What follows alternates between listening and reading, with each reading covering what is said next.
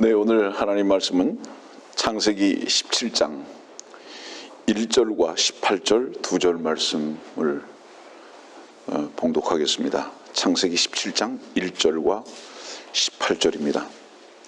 아브라함이 99세였을 때 주께서 아브라함에게 나타나셔서 그에게 말씀하시기를 나는 전능한 하나님이라 내 앞에서 행하라. 그리고 너는 완전하라. 18절입니다. 아브라함이 하나님께 말씀드리기를 이스마엘이나 주 앞에서 살게 해 주소서 하더라.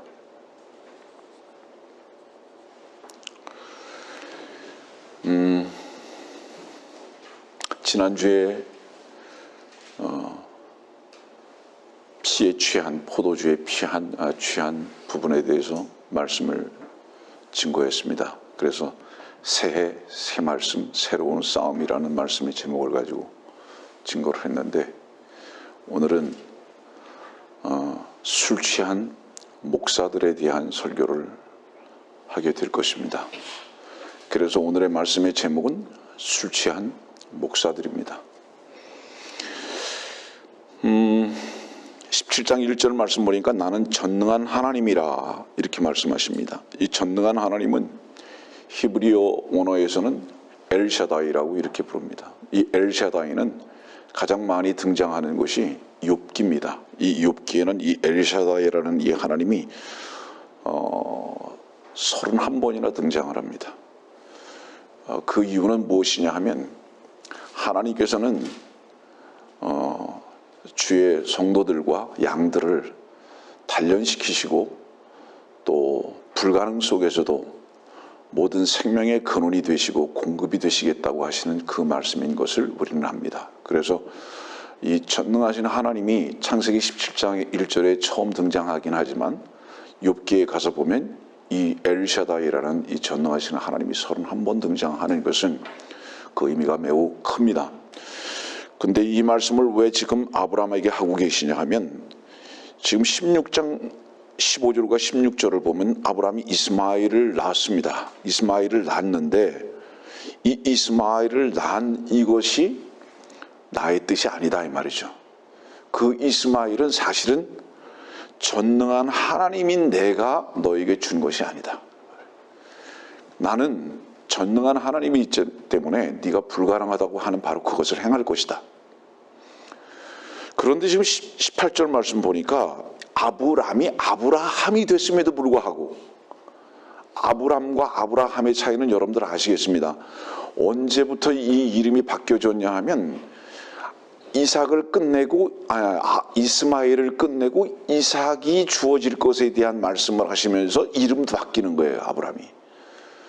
다시 말하면 이건 무엇을 의미하냐면 육신이 끝나고 하나님의 약속의 말씀의 성취를 앞두고 이 이름이 바뀌어지는 것을 말합니다. 그러면 하나님의 말씀의 능력의 성취, 전능하신 하나님 엘샤다이를 경험하기 위해서는 전제가 무엇인 줄 아느냐 이겁니다. 그 전제는 육신의 관점, 육신의 힘이 끝나지 아니하면 절대로 전능하신 하나님은 얻을 수 없다 이 말이에요. 왜냐하면 이 할례라는 것은 지난주에도 말씀드렸지만 육신의 모든 힘을 쓰는 것을 끝내겠다는 바로 이 선언이기 때문에, 이 표시이기 때문에 더 이상 이 피를 쓰지 않겠습니다라는 바로 그 외적 증거고 간증이기 때문에, 그래서 이제 이 11절 말씀 보니까 10절과 11절은 이 할례가 나오잖아요. 피의 살을 베어내는 이것. 근데 우리는 그리스도인들은 구원 받았다면 골로새서 2장에 있는 말씀에 따라서 말씀의 칼, 성령으로 한 할례를 이미 받은 자들입니다. 육신이 끝났다는 것을 의미하는 거죠. 육신의 생명이 끝났다는 것을 뜻하는 거죠. 그런데도 아브라함은 뭐라고 얘기하냐면 18절에 보니까 이스마엘이나 주 앞에서 살게 해주소서 이렇게 말합니다. 이게 무슨 뜻이냐면 나는 이삭에는 관심 없습니다.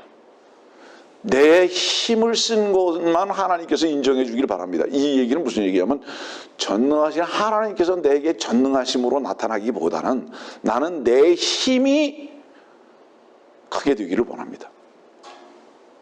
내 힘을 입증받기를 원합니다. 지금 이 얘기를 하고 있습니다. 그래서 이 말씀은 결국은 이 21장에 가면 어떤 말씀이 있냐면 21장에 보니까 9절 말씀에 보니까 사라가 보니 이집트인 하갈의 아들이 그녀가 아브라함에게서 낳아준 아들을 조롱하고 있더라. 이스마엘이 이삭이 태어났는데 그 이삭을 조롱하고 있습니다. 이 말씀은 다른 의미에서 볼 때는 바울이 교회를 박해한 바로 그 박해를 말합니다.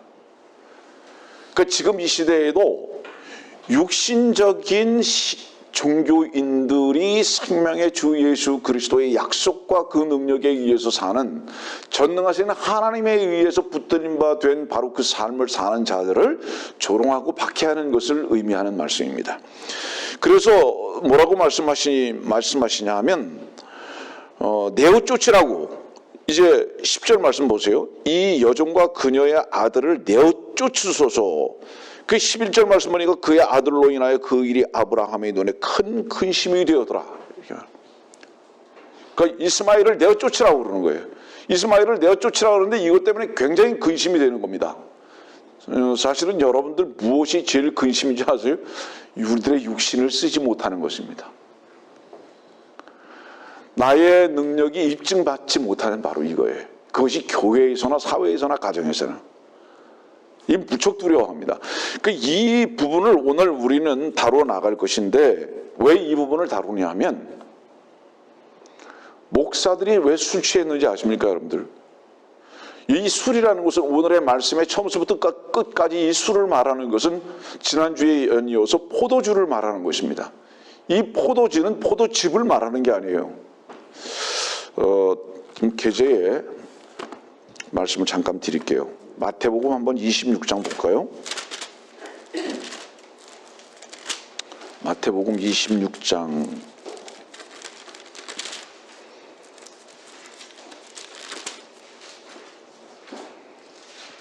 29절입니다. 이 말씀은 중요한 말씀이기 때문에 꼭 전해야 될 것 같습니다. 내가 너희에게 말하노니 이제부터 내가 너희와 함께 내 아버지의 왕국에서 새 것으로 마시는 그날까지 이 포도 열매에서 난 것을 마시지 아니하리라. 이 포도 열매에서 잠깐 여기 좀 주목하세요. 주님께서 그 손에 포도주 잔을 들고 계신 게 아니에요. 이 포도 열매를 잡고 계신 거예요. 이해하시겠습니까? 무슨 얘기인지. 굉장히 중요한 말씀이에요, 이건. 그분은 십자가에서 마신 것이 독배죠. 그 십자가에서 마신 그 독배는 신포도주며 그거는 오래된 포도주입니다. 그건 옛 것이에요. 그것은 바로 율법입니다. 그것은 선악을 알게 하는 나무의 실과의 독배인 거예요. 그것은 카나의 혼인잔치에서 처음 포도주인 거예요.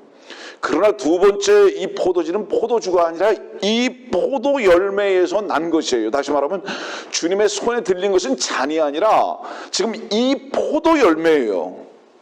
다시 이해합니까? 여러분들 무슨 뜻인지? 그 포도 열매의 즙을 짜서 마신 거예요. 그분이. 그래서 이 포도 열매라고 말씀하십니다. 이 포도 열매. 이것은 숙성된 게 아니에요. 이것은 오래된 것이 아니에요.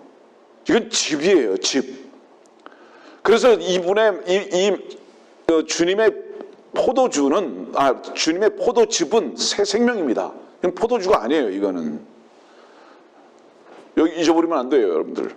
그래서 주의 생명은 부풀어지는 게 아닙니다. 취하게 하는 게 아니에요, 주의 생명은. 주의 생명의 피는 절대로 취하지 않습니다. 그러나 포도주는 취하는 거예요. 여러분들 우리가 왜 정신을 못 차리는지 아세요? 여러분들 술 취했기 때문에 정신을 못 차리는 거예요. 모든 사람은 가장 어디에 취해 있는지 아십니까? 자기 자신의 사랑에 취해 있는 겁니다. 자기 사랑의 피에 취해 있기 때문에 정신을 못 차리는 거예요. 다시 이제 가겠습니다. 그래서 바로 이 이스마엘이나 주 앞에서 살게 해달라는 이런 소원들이 술 취한 목사들에게 다 있어요. 이게 무슨 뜻이냐면 교회는 이스마엘이 끝나고 육신의 일이 끝나고 주님께서 십자가에서 피 흘려버리셨을 때 그 육신이 끝나신 거잖아요. 이것이 왜 그것을 끝내셨는지 아세요? 그것이 주어주기 때문에. 그래서 그걸 끝내셨어요. 끝내시고 교회는 무엇으로 시작한 거죠? 이삭으로 시작한 거예요. 주 예수 그리스도의 모형이고요. 약속입니다. 그런데 이 시대의 교회의 목사라는 사람들은 이삭인지 이스마엘인지는 중요하지 않아요. 교회의 효과적인 것을 얻기 위해서, 그 효과적인 것은 뭐죠? 조직체의 어떤 운영이에요. 그것을 위해서는 육신적인 힘도 상관없어요. 아니, 오히려 육신적인 힘도 상관없는 것이 아니라 육신적인 힘 외에는 필요로 하지 않게 돼버렸어요. 그리고는 이삭이라는 그 사람의 이름 앞에, 이스마엘이라는 그 사람의 이름 앞에 이삭이라고 그냥 다 써놨어요. 이마에다가. 전부 다 이스마엘 뿐입니다. 이 말씀을 여러분들이 들으면서 중요한 것은 이겁니다. 제가 기회 있을 때마다 말씀드리지만, 하나님께서는 어떻게 일을 많이 했느냐, 어떻게 효과적으로 일을 했느냐, 전혀 그것을 따지지 아니하시고 누가 했느냐를 따집니다. 다시 말하면 전능하신 하나님께서 하셨느냐, 아니면 이스마엘, 다시 말하면 육신을 사용해서 그 일을 했느냐, 너희들의 피를 썼느냐, 아니면 하나님께서, 전능하신 하나님께서 친히 약속의 말씀이 살아서 그 능력으로 그 일을 하게 했느냐, 이것을 하나님께서는 항상 따지신다. 술 취한 교회와 술 취한 목사들은 이스마엘이 일을 하는 것을 가장 즐겨합니다. 이유가 뭔지 아세요? 그 자신도, 교회의 목사라는 그 자신도 술에 취해 있기 때문에, 이스마엘이기 때문에 그렇다 이 말입니다. 근데 이 말씀은 갈라디아에서 뭐라고 말씀하시죠? 갈라디아서 우리 신약성경 갈라디아서 3장과 4장을 한번 가봅시다.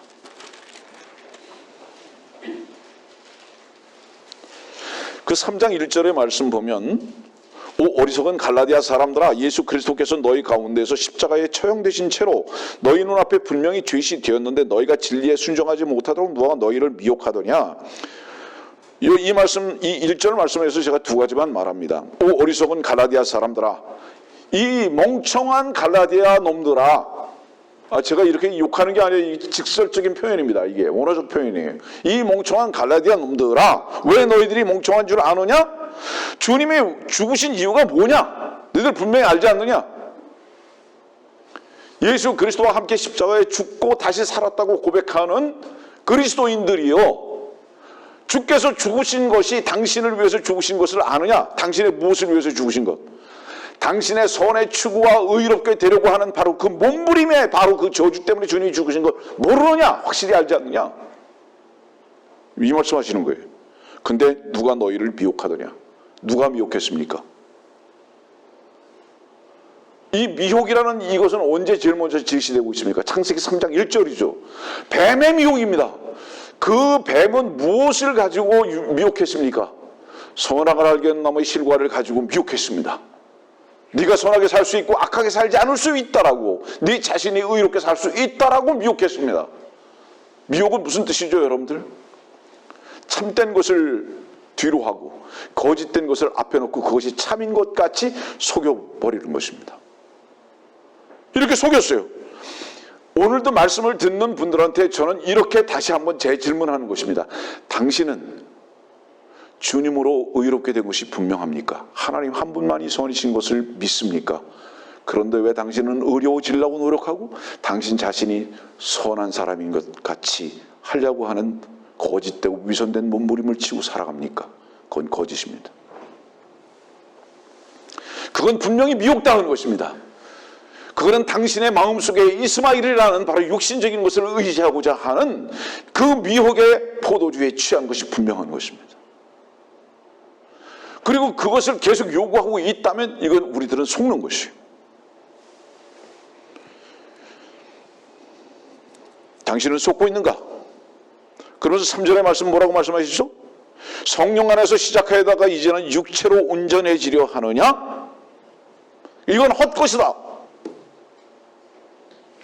여러분들이 알다시피 로마서와 갈라디아서는 신약 성경의 가장 중요한 교리서입니다.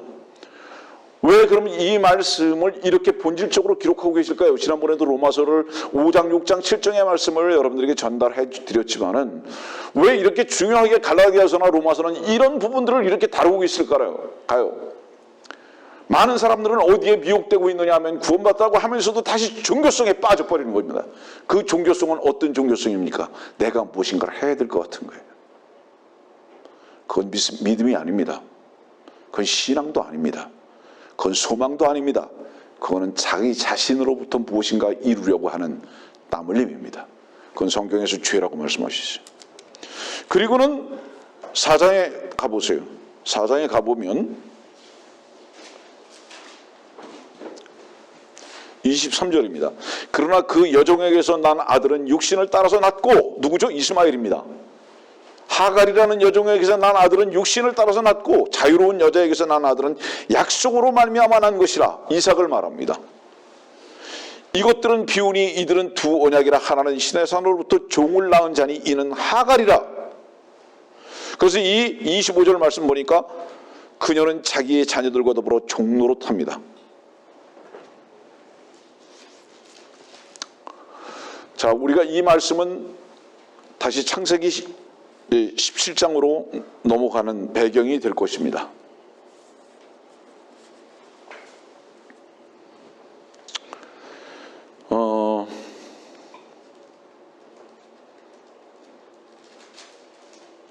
요한복음 4장의 말씀 보면 이런 말씀이 있어요. 요한복음 4장입니다.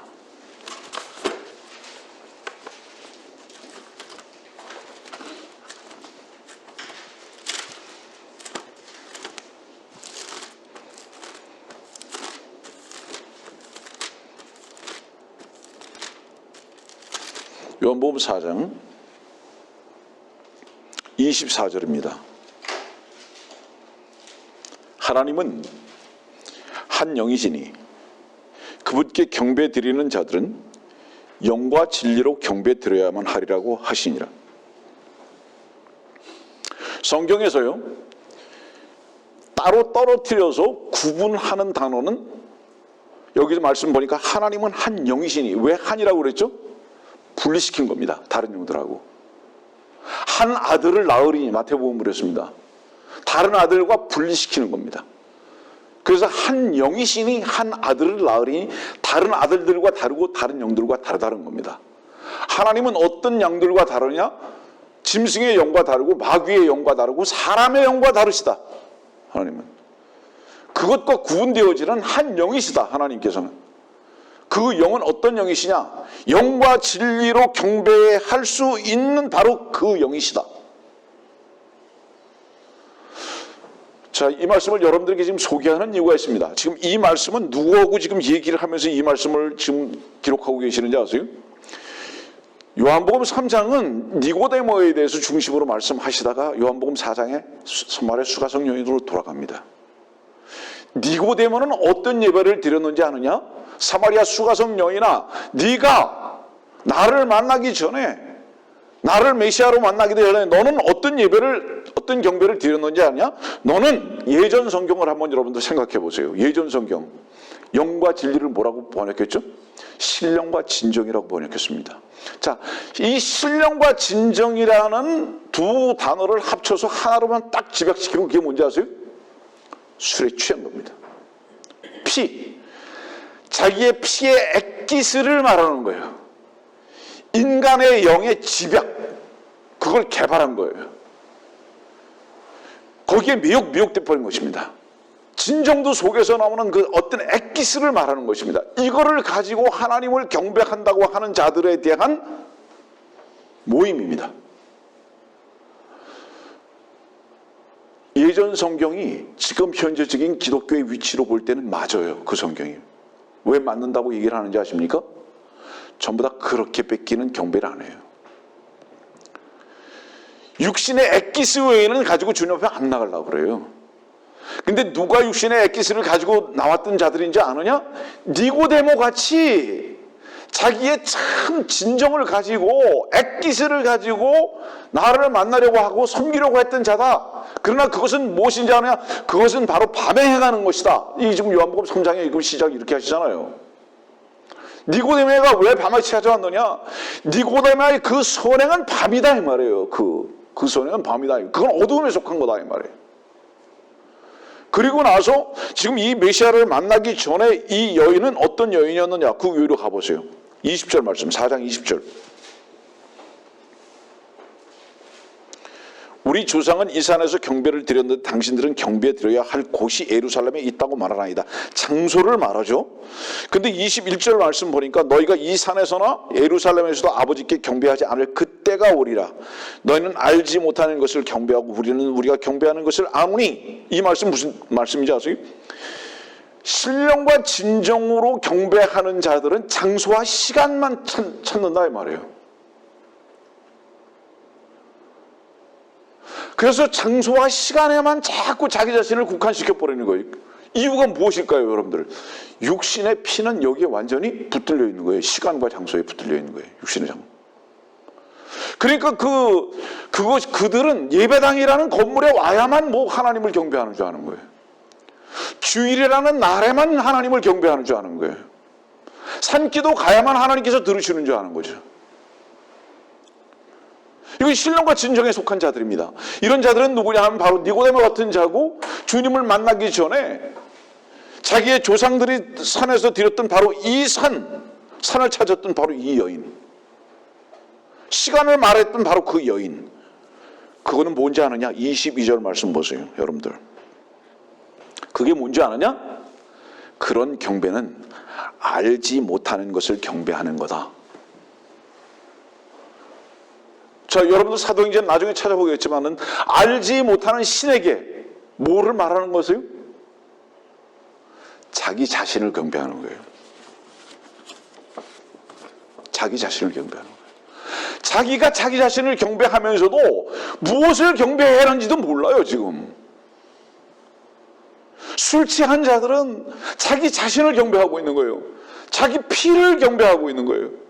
자기 자신의 이름을 높이기를 원하는 거예요. 알지 못하는 신. 무엇을 섬기는지 몰라요. 뭐 경배하는지 몰라요. 여러분들이 그 부분에 대한 명확함이 없다면 술 취해 있는 거예요. 하나님을 경배하는 게 무엇인가? 내가 지금 뭐를 경배하는 것인가? 알 수가 없어요. 술 취한 자들.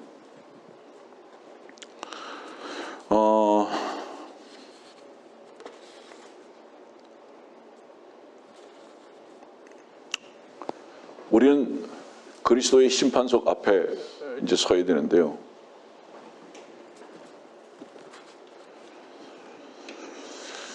그리스도의 심판석은 다른 면에서 뭔지 아세요, 여러분들? 그리스도의 청문회예요.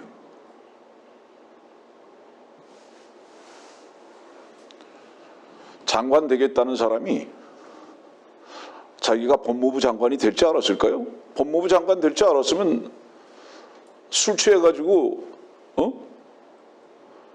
누구 때리려고 안 그랬겠죠. 법무부 차관 되려고 그러는 놈이 그 놈이 법무부 차관 될 거 알았으면 저 운전기사 때렸겠어요? 술 취하면 몰라요. 여러분들 운전기사를 몰랐을까요? 제가 여러분들에게 질문합니다. 고시 준비생을 몰랐을까요? 아니면 운전기사를 몰랐을까요? 천만에요. 자기가 어떤 놈인지를 모르는 거예요. 그렇죠. 술 취한 놈은 자기가 어떤 놈인지를 몰라요. 자기가 어떤 놈인지를 모르기 때문에 상대방이 어떤 놈인지도 몰라요. 우리나라에서 참 이해할 수 없는 일이죠. 뭐 경찰서, 뭐 지구대 이런 데 가가지고 술 먹고 막 의자 집어 던지고 막 폭행하고 그래요. 맨정신에 그거 하겠어요? 누가 하죠, 그런 거? 술 취한 사람이 하죠. 성경에 술 취하지 말라 그러는 것은 단순히 알코올만을 말하는 게 아니에요. 육신의 피에 취한 자들을 말하는 거예요. 술 취하면은요, 겁이 없어요. 왜 겁이 없을까요? 정신을 못 차리기 때문에. 자기를 모르기 때문에 법 집행하는 경찰도 모르는 거예요. 자기 자신을 모르니까 이 사람들이 지금 나를 수갑을 채워가지고 감옥에 집어넣을 것도 모르는 거예요. 술 취한 자들은 상대를 모르는 게 아니라 자신을 모르는 거예요.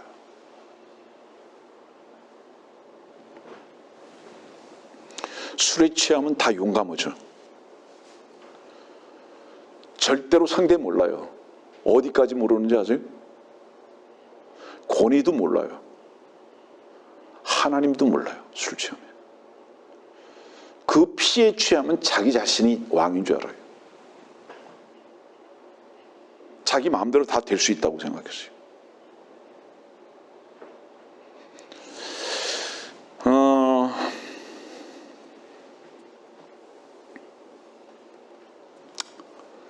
지난 여러 날 동안 하나님께서는 저를 훈련소에 입소시키셨습니다. 훈련소에 입소시키셔가지고 탈영도 못하게 만드셨어요. 그래서 지금 이곳에서 훈련병으로서 탈영도 못하고 하나님께서 훈련시키시는 대로 훈련하고 있습니다. 지난 여러 시간들 속에서 하나님께서 뭐를 알게 하셨는지 아세요? 너가 어떤 놈인지 아냐? 그거 가르쳐 주신 거예요. 정말 그거 가르쳐 주신 거예요. 그래서 어떤 손들을 통해서 저를 이곳에 두게 하셨거든요. 그래서 이곳에 있는 동안에 알딸딸하게 취해 있던 술이 깬 거예요. 저도 말은 어떻게 했든지 간에 꽤 괜찮은 놈인 줄 알고 살았던 거죠. 겁 없이. 제 자신의 피에 취해 있던 거죠. 저는 오늘 이렇게 부탁드립니다. 잘 만큼 잤으면 이제 깨라고. 피에 취해 있는 자들은 다 자는 자들이거든요. 여러분들 보세요. 술 취한 자들은요, 전보상 때 붙들고 자기 사랑하는 자인 줄 알아요. 거기가 화장실인 줄 알아요. 자기가 가는 길이 집인지 어딘지도 모르면서 그 길 그냥 가요. 길에서 자면서도 그게 집의 안방인 줄 알아요.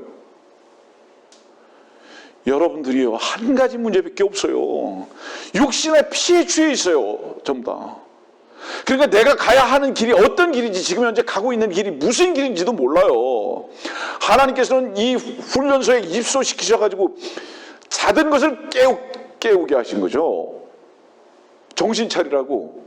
그래서 이 훈련소에서 얼음 찬물에다가 나를 텅덩 집어넣어 버리셔서 깜짝 놀라게 깨버리게 하신 거죠. 주님께서는.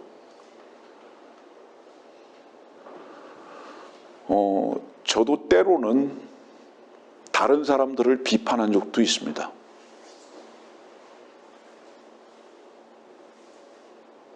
저는 지금 이렇게 말합니다. 저를 비판할 수 있는 분들이 있다면 그분들은 저를 비판하셔도 됩니다. 그러나 저는 그분들을 더 이상 비판할 생각이 없습니다. 왠지 아세요? 저는 비판받아야 마땅할 존재라는 것을 알았기 때문입니다. 그렇기 때문에 더 이상 비판하지 않아요. 이게 얼마나 놀라운 은혜입니까, 여러분들? 하나님께서 이 훈련소에서 저를 두셔서 알게 하신 것은 뭐냐면, 너는 누구를 비판할 수 있는 존재가 아니라 비판받아 마땅한 존재라는 것을 깨우쳐 주신 거죠. 그래서 피에 취해 있던 것을 갖다가 정신을 바짝 차리게 만드신 거예요. 뿐만 아니라 오히려 주님께서 십자가에 달려 죽으시면서 뭐라고 말씀하셨죠? 저들이 하는 것을 알지 못합니다. 이 무슨 뜻이에요? 저들이 하는 것을 알지 못하는 사람들은 술 취한 자들이에요. 왜 주님께서 십자가에 달려 죽으시면서 자기를 십자가에 못 박는 자들을 향해서 저들이 하는 것을 알지 못한다고 왜 말씀하셨는지 아세요? 저들은 취했습니다. 육신의 오름에 취했습니다. 자기의 선에 취했습니다. 이것이 악입니다라는 거기에 그 자신들은 취했습니다. 그래서 하나님이 나를, 의인 나를, 선인 나를 지금 십자가에 못 박고 있지 않습니까? 저들은 지금 취했기 때문에 그런 겁니다. 정신 못 차리고 있습니다.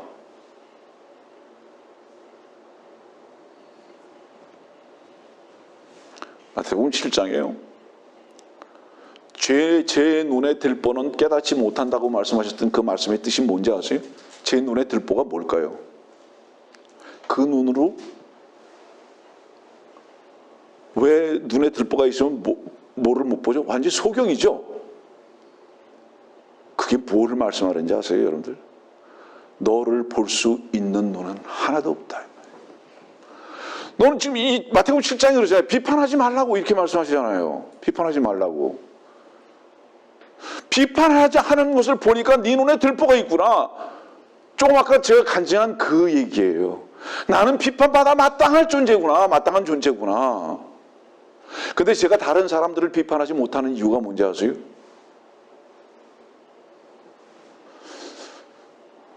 제가 저를 보기 시작했기 때문인 거예요. 내 안에 나를 보지 못하게 했던 이 들보, 기둥보다도 더 큰 그 나무를 주님께서 썩어버리게 하셨어요. 무엇을 가지고요? 내 자신을 향한 안타까움의 마음의 눈물 때문에 이 나무를 썩게 하셨어요. 그래서 들보를 썩어서 문드러지게 해서 내버리게 하셨습니다. 그래서 어떤 말이 들리고 무엇이 보여도 전 더 이상 그런 것들이 들리거나 보이지를 않게 하셨습니다.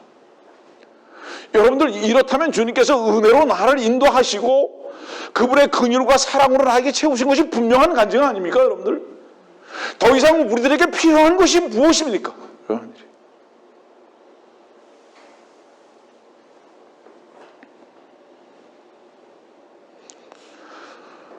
요셉이 형들을 만났습니다. 요셉이 형들을 만나가지고 형들한테 뭐라고 말합니까? 나 양식 많아요. 하나님께서 나를 이곳에 먼저 보내셨어요. 저는 오늘 혹여 저를 비판하는 분들이 있다고 한다면 저는 그분들한테 이렇게 말합니다. 저를 이곳 훈련소에 입소시킨 분들이 계시다면 저는 그분들한테 이렇게 말씀드리고 싶은 거예요. 당신들이 하지 않았다고. 하나님께서 나를 이곳에 있게 하셨다고. 그래서 하나님의 은혜를 덧입게 하셨을 뿐만 아니라 하나님께서 당신들의 손을 통해서 나를 보게 하셨고 이곳 훈련소 입소시키셔가지고, 자, 하나님께서 이곳 훈련소에서 뭐를 준비하게 하셨는지 아세요? 나도 여러분들도 그들도 먹고 남을 수 있는 양식을 준비하게 하신 거예요. 생명의 양식을.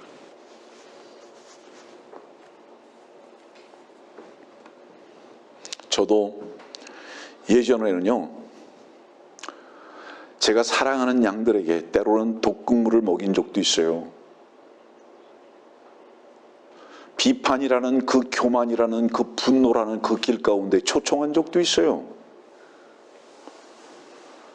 그래서 양들이 나와 함께 분노하고 나와 함께 비판하게 하고, 그리고 그 양들이 그것이 참 무슨 큰 특권인 양 함께 그 길을 가자고 했던 적도 있어요. 그러나 그것은 양들에게 독극물을 먹인 것이었어요. 때로는 종종 그런 제 가슴에서 나오는 독극물을 먹였던 바로 그것을 가슴 아프게 후회하고 있는 거예요. 우리를 어렵고 힘들게 하는 사람들이 있다 할지라도 우리는 마땅히 우리가 힘들어야 할 존재라는 것을 주님 앞에 발견하게 됐을 때 그들을 사랑할 수도 있게 되는 것을 경험하게 될 것입니다. 여러분들이요, 우리가 왜 다른 사람들을 긍휼히 여기고 사랑할 수 있어야 하는지 아십니까, 여러분들? 정말로 위선이 아니라 참되게 여러분들에게 말하는 것입니다. 우리가 어떻게 해야 다른 사람들을 긍휼히 여길 수 있고, 어떻게 다른 사람들을 불쌍히 여길 수 있고, 어떻게 다른 사람들을 사랑할 수 있는지 아십니까? 그것이 어떻게 해야 그럴 수 있는지 아십니까? 그 순서는 주님 앞에서 여러분들의 위치를 먼저 발견할 때만 가능합니다. 주님께서 나 같은 자를 사랑하셨으며, 나 같은 자를 용서하셨으며, 나 같은 자에게 긍휼히 여기셨음에도 불구하고 내가 어떻게 다른 사람들을 비판할 수 있는가라는 것에 대한 분명히 주님의 사랑 안에서 자기 자신이 발견됐을 때 그 누구도 판단할 수 없음을 알게 될 것입니다.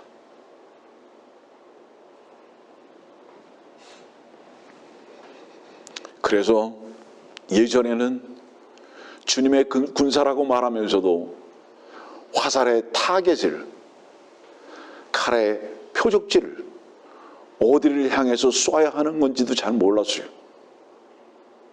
나를 힘들게 하는 자가 나의 원수인 줄 알았으며, 나를 비판하는 자가 내가 그 목에다 칼을 그어야 하는 존재인 것으로만 생각했던 어리석고 교만했던 그 위치, 자기 자신을 향해서는 눈을 멀었던 바로 그때가 옛날이다 이 말입니다.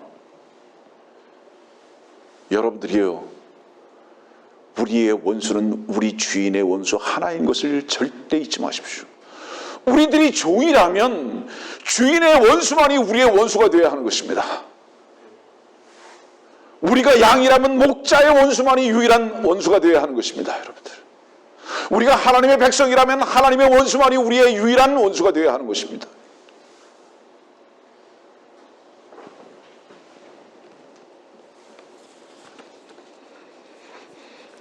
좀 더 쉽게 여러분들에게 설명하기 위해서 한 가지 예를 듭니다.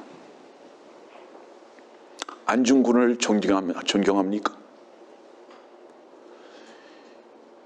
충무공 이순신을 위대하다고 평가하십니까? 이 말씀을 들으시는 모든 분들은 그러실 것입니다. 동의하실 것입니다. 왠지 아십니까? 안중근이나 김구나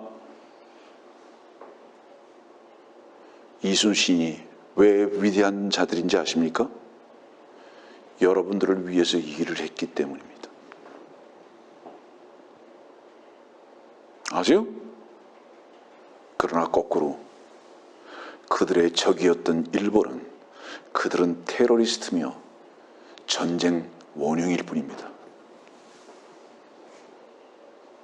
그들에게 허물이 없었는지 아세요? 그들은 살인자였습니다. 김두한이를 왜 협객이라고 말하는지 아십니까? 그의 행위가 의로웠기 때문입니까? 너무 문제가 많았던 겁니다. 도둑질도 했고요, 강도질도 했고요, 많은 여인들을 탐하기도 했고요. 그런데 왜 그가 협객이어야 합니까, 여러분들? 그가 나라와 민족에게 쓰임을 받았기 때문 아닙니까, 여러분들? 이 말씀 제가 왜 드리는지 아세요? 개인을 평가하는 것 이전에 그가 누구 편인가를 먼저 여러분들을 볼 수 있는 눈이 밝혀지기 바랍니다. 내가 하나님 편이라면 하나님께 쓰임받는 하나님의 종은 다 나의 편이 되어야 하는 것입니다, 여러분들. 예? 내가 나의 편이기 때문에, 하나님 편이 아니기 때문에 나를 반대하는 모든 자들을 원수로 여기는 이런 교만의 자리에서 우리는 단호히 내려와야 하는 것입니다. 그래서 여러분들, 우리 주의하셔야 해요. 우리를 대적하는 자들이 우리의 대적자가 아닙니다. 오직 우리가 대적할 자들은 주님을 대적하는 자들만이 우리의 대적자가 되어야 하는 것입니다. 왜냐하면 우리는 우리 편이 아니라 우리는 하나님 편이어야 하기 때문에 그렇습니다. 그래서 하나님 편에 있는 사람들이라면 그것이 누구이든지 간에 그의 연약함도 받아들일 수 있으며, 불쌍히 여길 수 있으며, 긍휼히 여길 수도 있으며, 오히려 사랑으로 덮어줄 수도 있는 자들이 되어야 하고, 오히려 그런 자들이 하나님께 쓰임받는 것에 대해서 우리는 위대하게 평가도 할 수 있는 하나님의 편에 속한 하나님의 백성들이 되어야 하는 것입니다.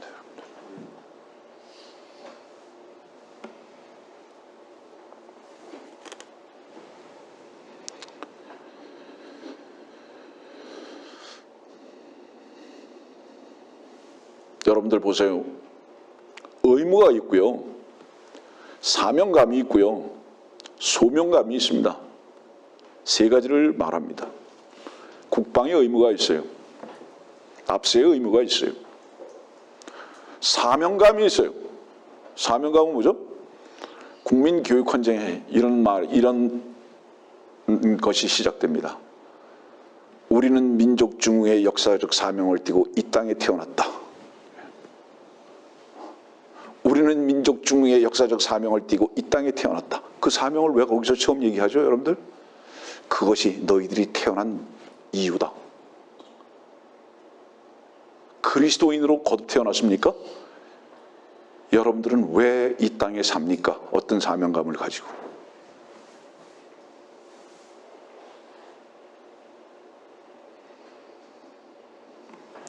소명은 뭔지 아십니까?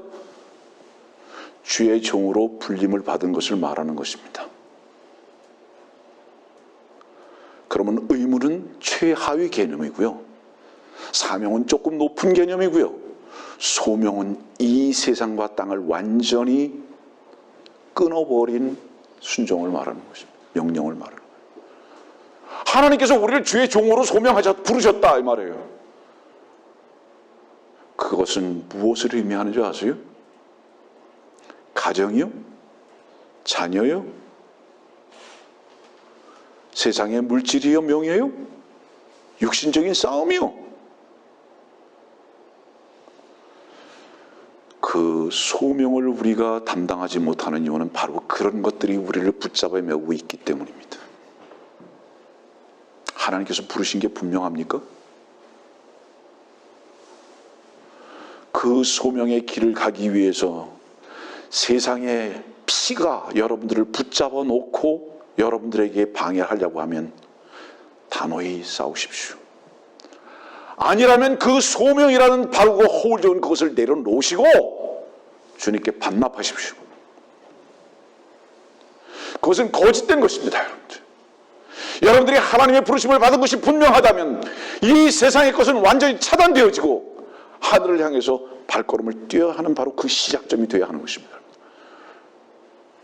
왜 하나님의 종들을 소명자라고 왜 얘기하는지 아십니까? 여러분들을, 양들을 하나님의 나라로 이끌어야 하기 때문입니다.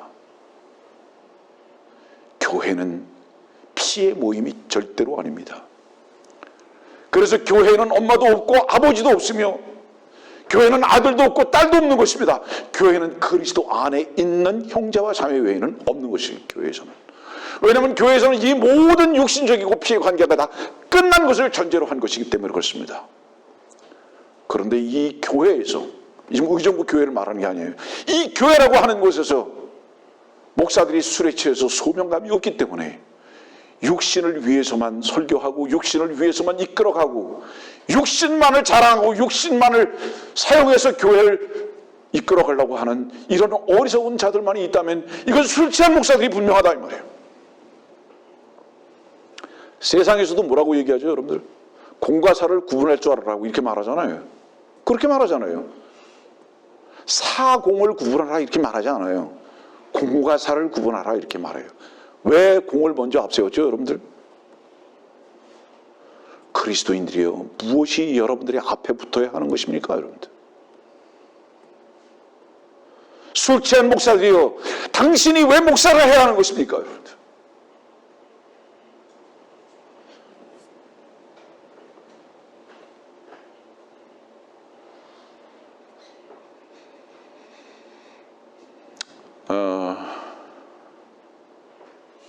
성경에 아브라함이 있고요, 이삭이 있고요, 야곱이 있고요, 삼손이 있고요, 림롯이 있고요. 여러분들 그 사람들 중에서 무엇을 기억합니까? 삼손의 연약함만을 기억합니까? 아브라함의 거짓말과 야곱의 얍삽함만을 기억합니까? 당신은 도덕주의자입니다. 그들이 하나님께 어떻게 붙들림 받고 어떻게 하나님께서 그들을 사용하셨는가를 히브리서 11장에서 한번 발견해 보십시오. 밀배노로 당신이 그들을 본다면 그들이 하나님 편에 있음에 얼마나 내가 감사한 것이고 그들의 양식으로 인해서 내가 지금 현재 먹고 마시는 것에 대한 그분들의 위대함을 재평가하게 될 것입니다. 당신이 그들을 향해서 그들의 연약함이나 도덕 속말을 만일에 얘기한다면 당신은 종교인입니다. 하나님께서 그들을 어떻게 썼나 보세요. 위대한 nimnot이요? 위대한 정치가죠. 그 위대한 정치한 nimnot은 어떤지 아세요? 여러분들? 많은 사람들을 잘 살게 했을 것입니다. 그는 바벨을 건축한 자입니다. 그러나 그 바벨을 건축한 그 nimnot이 하나님 앞에서는 어떠했는지 아세요, 여러분들? 우리 성경 봅시다.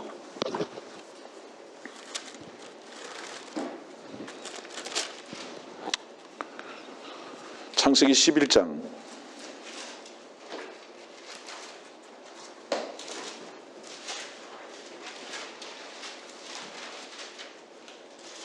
3절, 창세기 11장 3절. 그들이 서로 말하기를 가서 벽돌을 만들어 단단하게 굽자 하고 그들은 벽돌로 돌을 대신하고 역청으로 회반죽을 대신하였으며. 자, 여기서 한 가지 여러분들이 알아야 할 것은 뭐냐면 하나님께서 쓰시는 재료 말고 대체품을 가지고 쓰는 겁니다. 대신하고 대신하였으며. nimnot은 하나님께서 하셔야 할 것을 인간이 통치술로 해야 하기 때문에 대신합니다. 예배당이요, 이삭은 저 창고 뒤편에 보이지도 않게 넣어놓고요, 이스마엘만 있습니다. 말로는 뭐라고 그러는지 아세요? 제가 뭐 했나요? 하나님께서 다 하셨죠. 정말로 하나님께서 다 하셨다면 하나님께 저 이렇게 했으니까 이렇게 해주세요라는 기도도 없겠죠. 하나님께서 다 하셨다면 절대로 하나님 앞에서 자기 계산도 불필요하겠죠. 사람들 앞에서는 하나님께서 다 하셨다고 하면서 교회에서 생색내기를 원하고 하나님께 조건부로 나가기를 원하는 그런 자들이 분명히 하나님의 일을 자기 자신이 대신하는 것은 확실하지 않습니까, 여러분들? 그런데 이 말씀 보니까 뭐가 나옵니까? 역청이라는 말이 나와요. 여러분들, 이 성경은 역청을 뭐라고 말씀하시는지 아세요? 자, 몇 가지의 역청을 말합니다. 노아의 방주가 역청으로 안팎을 치렀습니다. 모세의 광주리에 역청으로 치렀습니다. 그것은 뭐를 말하는 건지 아세요? 성경에서 이 말하는 역청은 히브리 원어의 피를 말합니다. 그런데 방주는 주 예수의 그리스도의 그 피로 말미암아 세상을 차단하는 역청이 되었습니다. 그 피가, 보혈이 안팎으로 칠했어요. 모세가 숨겨졌던 바로 그 바구니도 마찬가지예요. 주 예수 그리스도의 피가 그를 물로부터 보호해 줬습니다. 교회는 방주죠. 세상에 물을 들어오지 못하게 하는 것이죠. 그러나 교회의 목적은 그냥 항구에 매달려 있는 것은 아닙니다. 하나님께서 교회를 세우신 이유는 뭔지 아세요, 여러분들? 파도를 헤치고 앞으로 나가라고 이 교회를 세우신 거예요. 그래도 이 교회는 안전합니다. 이유가 무엇이냐? 주께서 키를 잡으셨기 때문입니다. 결코 이 교회는 주께서 오실 때까지 안전할 것입니다.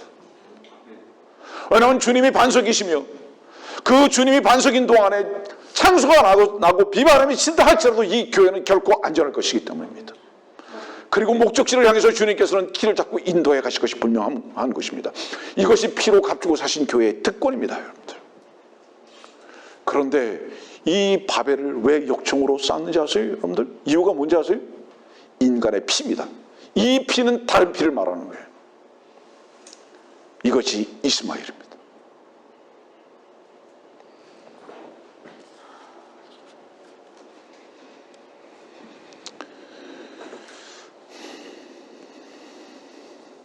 술 취하면서 깨어나지 않으면 바른 길을 갈 수도 없고, 정신을 못 차리면 자기가 가는 길이 뭔지, 자기 자신이 누군지도 알 수 없습니다. 데살로니가전서 5장 한번 봅시다.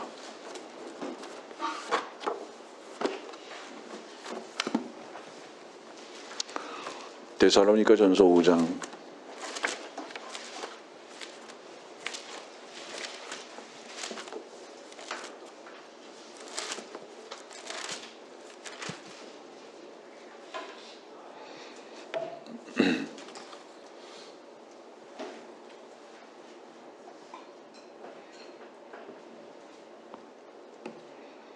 6절부터 보겠습니다. 그러므로 우리는 다른 사람들과 같이 자지 말고 깨어있어 정신을 차리자. 이는 자는 자들은 밤에 자고 술 취하는 자들은 밤에 취하기 때문이라. 만일에 당신이 정신을 못 차리고 있다면, 정신 차린 자들은요, 주의 말씀의 영에 따라서 무엇을 바라봐야 할지, 어디가 원수인지, 어떤 길을 가야 하는지, 자기가 무엇인지 알 수 있습니다. 어둠에 속한 자들은 자기 얼굴에 묻어 있는 것도 보이지 않습니다. 자기의 현재적인 위치가 어디인지도 모릅니다. 무슨 뜻인지 아세요? 내가 누구의 남편인지, 내가 누구의 아들인지, 내가 직장인인지, 내가 누구의 아비인지, 이런 것은 아는지는 모르지만은 내가 하나님의 종인 것은 절대로 모르는 정신 못 차린 자들. 그래서 삶의 목적이 정신을 차리지 못했기 때문에 가족만을 위해서 살아야 하고 직장 생활을 위해서만 살아야 하는 술 취한 자들, 잠자는 자들, 원수가 누군지도 모르고 가야 할 길이 누군지도 모르고 어디인지도 모르며 지금의 현재적인 위치가 어딘지도 모르는 술 취한 자들. 당신은 직장의 종도 아니며 아내나 남편이나 자식들의 종은 더욱 아니며 당신은 주의 종입니다. 주의 종은 정체성과 목적이 주 하나만을 위한 것입니다. 그것이 정신 차리는 것입니다. 계절에 잠깐 말씀드립니다. 제가 이 교회에 와서 벌써 1년 6개월 이상 동안 말씀을 전합니다. 저는 언제 주께서 보내실지 모릅니다. 미국으로. 미국의 어떤 형제가 두 손을 번쩍 들고 자기의 공원에서 주님의 오심을 소망하면서 사진을 찍었습니다. 주여 속히 오시옵소서. 그러면서 솔로몬의 노래를 보내왔습니다. 아, 그 형제가 주님을 기다리고 있고 또 감사하게도 저를 또한 기다리고 있습니다. 이유는 뭐냐 하면 그분이 두 곳의 캠프를 준비하고 계시기 때문입니다. 금년 중에 주께서 언제 오실지는 모르지만 또 주께서 그 일을 어떻게 진행하실지는 알지 못하지만 전 그분의 소망과 그분의 주님을 기다리는 그 마음 앞에 숙연해집니다. 이 말씀 전하는 이유가 뭔지 아세요, 여러분들? 저는 언제 이곳을 떠날지는 모릅니다. 그러나 설교는 누가 잘하는 건지 아세요? 설득력 있는 자가 설교 잘하는 게 아닙니다. 사도 바울은 이렇게 얘기했어요. 인간의 지혜나 설득력으로 하지 않았다고 사도 바울은 말하고 있습니다. 제가 이 교회에서 지금 말씀을 전할 수 있는 것은 이 목사님이 자기의 위치를 아셨기 때문입니다. 제가 설교를 잘하기 때문이 아니에요. 왜냐하면 제가 목사님을 안수한 영적 권위자이기 때문입니다. 사도행전 15장을 보세요. 베드로가 일어나서 설교 얘기하고 야고보가 일어나서 얘기합니다. 왜죠?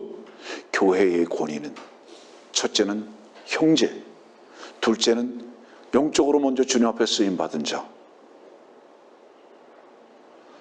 제가 이 교회에서 말씀을 전할 수 있는 것은 설득력이 있거나 설교를 잘해서가 절대로 아닙니다. 이 목사님이 제가 여기 있는 한 저를 영적 권위로 인정하고 계시기 때문입니다. 제가 만일에 떠나면 바울이 디모데와 함께 있을 때는 바울이 영적 권위가 되는 것이지만 지역교회에서 디모데가 있을 때는 디모데가 유일한 영적 권위인 것과 같이 여러분들이요, 이 교회는 영적 권위에 상실되지 아니한 교회가 되기를 원하는 것입니다. 왜냐하면 우리의 영적 권위는 머리 대신 주님이시고 그 머리 대신 주님의 권위 앞에 이 교회가 주님의 교회이기 때문에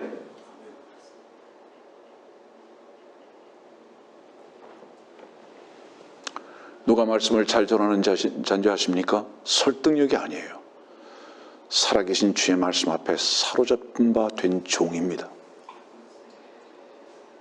저는 목사님이 바로 그런 종이시기를 원하고 또한 기도하는 겁니다. 어떤 사람이 이렇게 말합니다.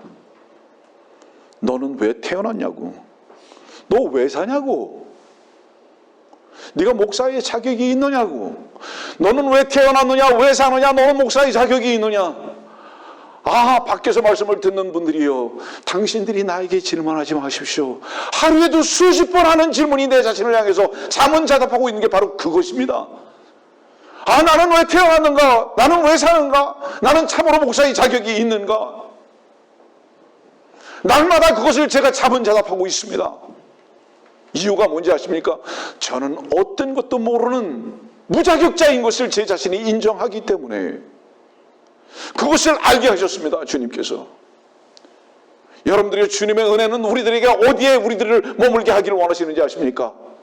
우리들을 어떤 상황 속에서도 머리 들지 아니하고 주여 당신이 계십니다, 나는 당신의 무익한 종입니다라는 이 고백이 날마다 계속되게 하기를 원해서 우리를 그곳으로 인도하시는 것을 절대 잊지 마십시오. 여러분들, 우리가 할 일은 누구를 비판하는 일이 아니라 모든 사람들을 어여삐 여기고 사랑할 수밖에 없는 위치에서 발견되기를 원하는 이 마음으로 여러분들에게 이 말씀을 전하는 것입니다. 성도들이여, 금년 한 해 주께서 여러분들이 어떻게 여러분들을 사랑하셨는지를 아십시오. 주께서 여러분들을 어떻게 긍휼히 여겼는 것을 발견하십시오. 그것을 아는 자들, 누리는 자들은 우리를 대적해서 싸우는 자들을 향해서도 사랑할 수 있으며 긍휼히 볼 수 있으며 기도할 수 있는 축복의 시간들이 있다는 것을 절대로 잊지 마시기를 바라는 겁니다. 술 취한 자와 싸우는 자는 똑같이 술 취한 자일 뿐이에요. 술 취한 자는 싸울 때 뭐라고 얘기하죠? 그냥 웃는 거예요. 우스운 얘기 좀 하겠습니다. 말씀 벌써 1시간이 돼가는데요. 성경 최초로 똥낀 놈이 누군지 아세요? 성경 최초로 똥낀 놈이 카인이잖아요. 그 놈이 똥 끼고서 화냈잖아요. 무슨 뜻인지 압니까? 하나님 앞에서 안색이 변하고 분노했어요. 그 놈이 지가 잘못해놓고 그렇게 하는 거예요. 옛말에 그랬잖아요. 그래서 똥 낀 놈이 화낸다고. 여러분들이요, 주 앞에서 발견되시기 바랍니다. 주 앞에서 죄가 발견된 자들은 나는 마땅히 아벨과 같이 죽어야 할 존재인 것이 드러나는 것입니다. 아, 나는 피가 흘려져야 할 존재입니다. 나는 죽어져야 할 존재입니다. 자기의 행위를 절대로 자랑할 수 없는 위치에서 발견될 수 있다면 이것이 주께서 우리들에게 주시는 은혜가 아니겠습니까, 여러분들? 우리는 바로 이 주님과 이 주님의 은혜가 우리에게 머물러지는 것에 대해서만 자랑하고 그 주님을 경배하고 높이는 자들이 되어야 하지 않겠느냐 이 말이에요. 술 취했다는 것은 뭐를 말하는 걸까요? 술 취했다는 것은 자기 피에 자기 자신이 취해서 자기 사랑 때문에 다른 것은 전혀 보이지 않는 것을 말합니다. 왜 우리가 정신 못 차리는지 아세요? 우리가 자기 사랑에 취했기 때문에 그렇습니다.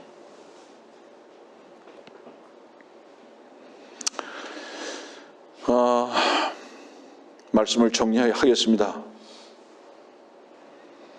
창세기 2장엔 동산의 중앙에 선악을 알게 하는 나무의 실과를 두었다고 말씀하십니다. 여러분들, 우리가 영어적 표현으로는 이렇게 말합니다. 가든이 있고요, 파악이 있고요, 그로브가 있습니다. 그로브 다르고 가든이 다르고 파악이 다르죠. 그로브는 조성된 겁니다. 한 가지만 얘기하면 그건 뭐죠? 천주교 앞에 마리아상 놓고 그 옆에다가 뭐 나무들 놓고, 예를 들어서 목사들이 양옆에다가 꽃장식하고 뭐 이 나무들 옆에다 세워놓고, 이걸 그로브라 그러는 거예요. 동산 중앙에 선악을 알게 하는 나무 실과 났어요. 여러분들, 에덴의 동산이 어딘지 아세요? 그 중심이 어딘지 아세요? 여러분들, 팔레스타인입니다. 왜 팔레스타인인지 아세요? 이 지구의 가장 중심이 팔레스타인 땅이기 때문에 그렇습니다. 거기는 아프리카, 아시아, 유럽이 만나는 중심점입니다. 가장 작은 나라가 3개 대륙이 다 만나고 있습니다. 러시아를 가봤지만 세계에서 가장 크다는 러시아도 유럽과 아시아에만 접해 있습니다. 가장 작은 나라인 이 팔레스타인 이스라엘이 왜 3개 대륙의 중심점이 됐을까요? 중앙입니다. 그들은 무엇을 대표하죠? 그들은 선악을 알게 하는 나무의 실과의 대표자들입니다. 선, 악, 율법을 그들에게 주셨습니다. 그리고 그것으로 인해서 그들은 저주가 지금까지 머물고 있습니다. 왠지 아세요? 그들이 그것을 지켜 행해야 되겠다고 생각하는 그들의 오만과 교만이 여소름되게 했습니다. 그 저주에서 주님께서는 십자가 달려 죽으셨어요. 아, 성도들이여, 당신의 선과 의에 대한 그 자랑이, 악을 거부하는 그 자랑이 바로 저주인 것을 아십시오. 주님께서는 바로 그것 때문에 죽으셨어요. 그리고 그 모습을 이스라엘이라는 팔레스타인 땅에 보여주시면서 전 지구에 있는 모든 민족들에게 너희들이 의롭게 되려고 하고 선하게 되려고 하고 악을 멀리하려고 하는 바로 그것이 무엇인지 알아? 그 끝이 저주다. 이스라엘을 통해서 봐라. 여러분들의 마음의 동산 중심에 무엇이 있습니까? 여러분들의 마음의 동산 중심에 무엇이 있습니까? 아직도 나는 선해야 된다, 악하면 안 된다 하는 그 나무가 혹시 여러분들 마음 중심에 서 있다면 빨리 그 나무를 잘라버리십시오. 도끼를 나무 뿌리에 대시고 찍어내십시오. 그것이 마태복음 3장에 말씀하고 계신 바로 그 말씀입니다. 교회, 무엇이 문제일까요? 대신하는 것이 문제입니다. 대신하는 것을 끝낼 때에 하나님께서 일하시는 것을 보게 될 것입니다. 우리는 교회에서 이스마엘이라는 술 취한 자들을 쫓아내야 합니다. 이것은 출교를 말하는 것이 아닙니다. 여러분들과 내 속에 있는 이 피를 의지하고자 하는 피의 열심을 쫓아내야 하는 것입니다.